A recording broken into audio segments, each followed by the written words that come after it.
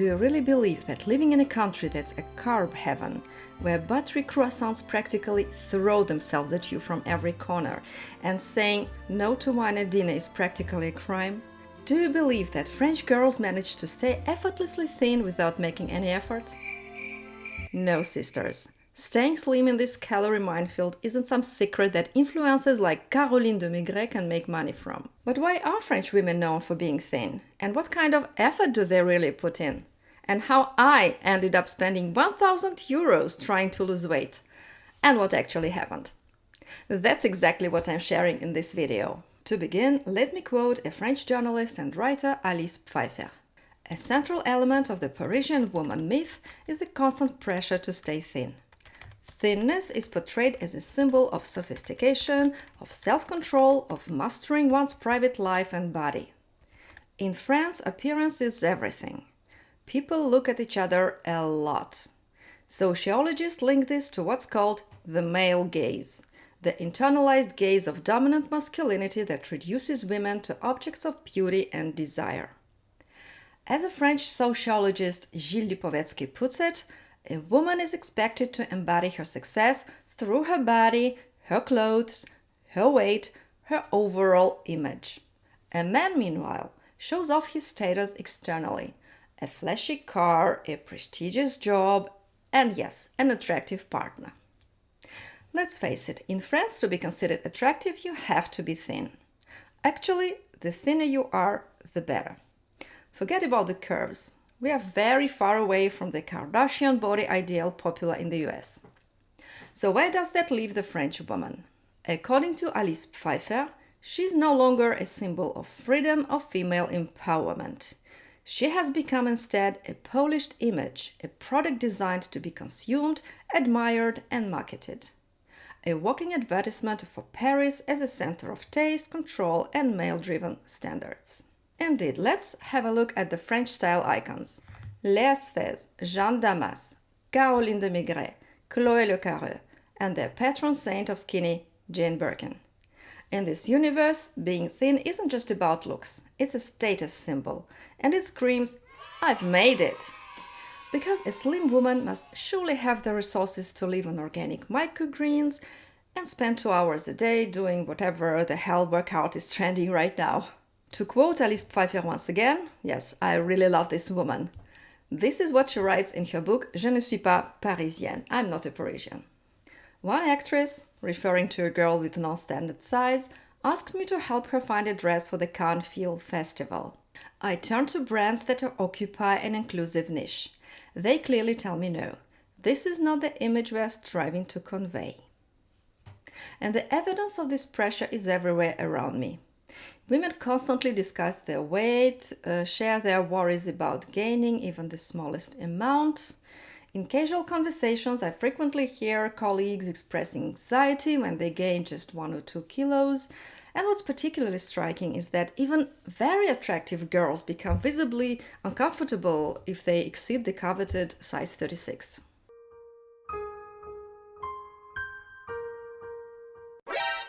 Weight is a constant topic of conversation by the office coffee machine. Girls talk about their diets, share tips about what foods to ban, and the list is long.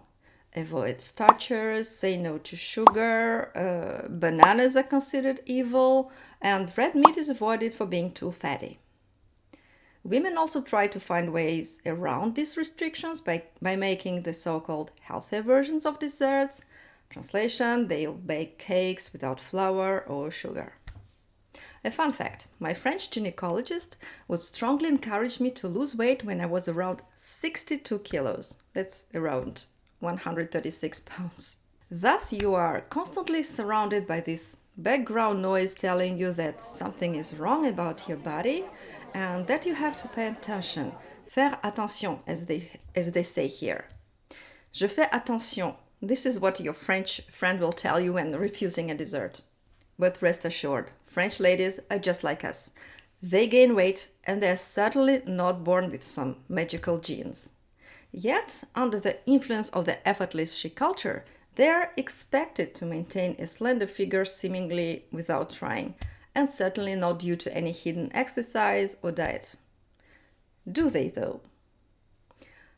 So how do you know that you've made it into French girl's inner circle? Wait for that moment when she leans in close and whispers the name of your weight loss guru. And this city is crawling with them. If you Google Weight Loss Center Paris, you'll get an avalanche of addresses offering everything from freezing your fat cells to zapping them with electromagnetic waves. And what the hell is the palpate roll massage? So you find treatment for any taste, yes. For any budget, not so much, because being thin costs a lot of euros. For example, one session of cryolipolysis will cost you 120 euros for a trial session and 150 euros for any other session. For body radiofrequency treatment, you will pay 50 euro for one zone and 60 euros for 2 zones per session. Then we've got Madeira therapy, 1200 euros for 12 sessions, and pressotherapy, more affordable, 180 euros for 6 sessions. But is it truly efficient though? Let's take a look at this one. Wow, this looks truly impressive. More than 457 successful transformations, 5,387 kilograms lost. But wait, do you also see this little asterisk? Are you also wondering why is it here? Ah, here we go.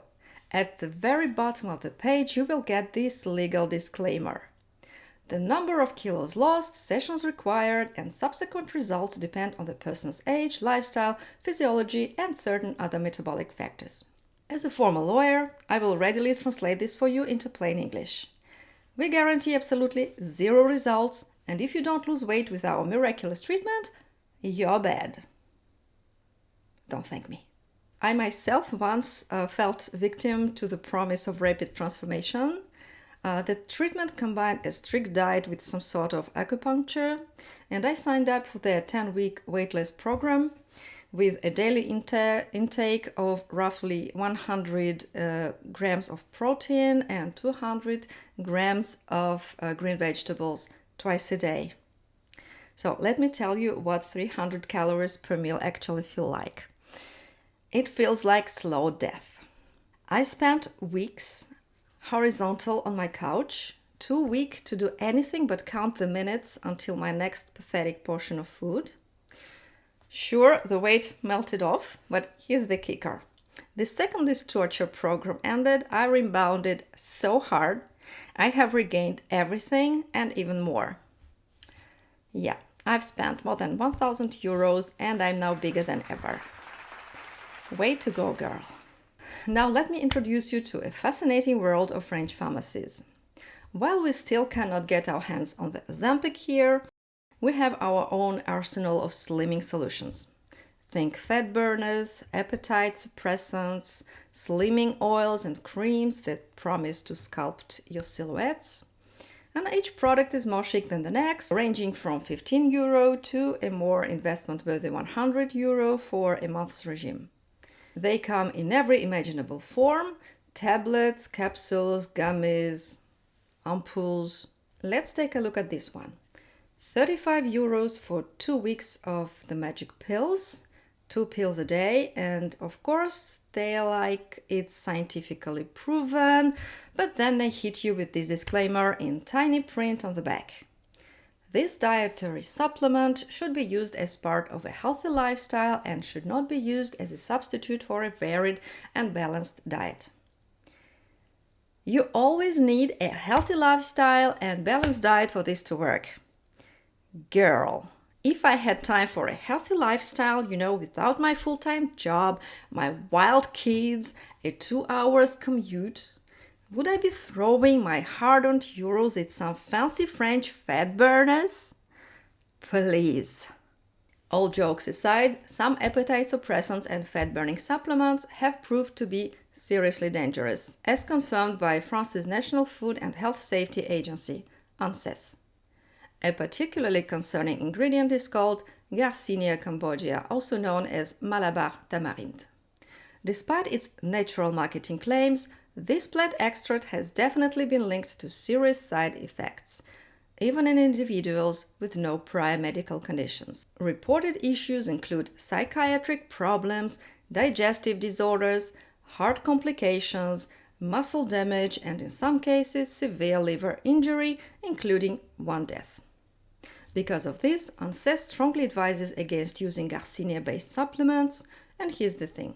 Its supposed benefits like helping with weight loss, blood sugar control, or cholesterol haven't been scientifically proven, so the health risks far outweigh any unproven promises.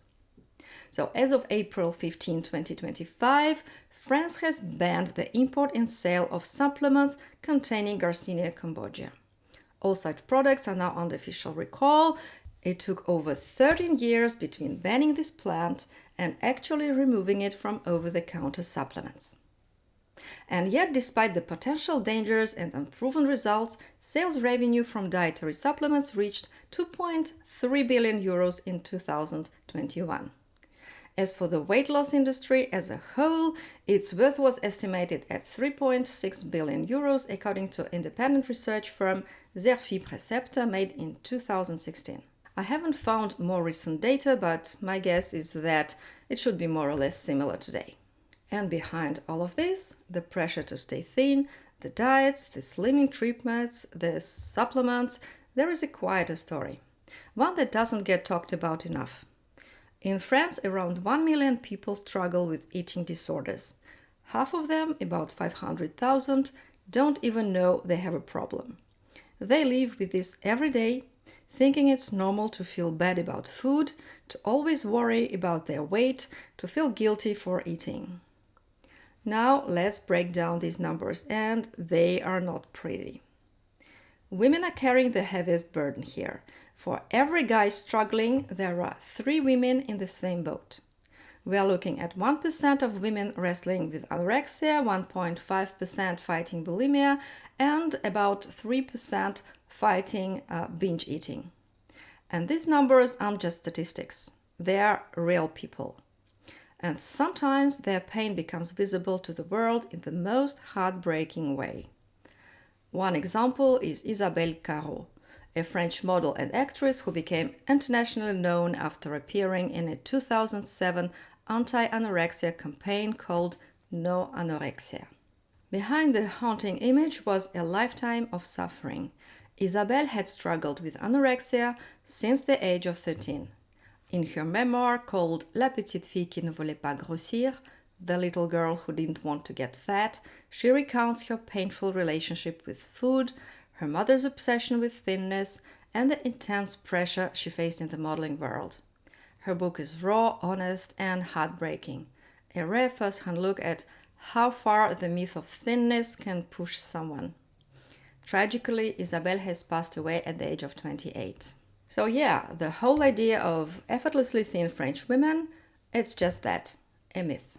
There is pressure, there is restriction, and behind that chic, effortless image is often a whole lot of silent struggle.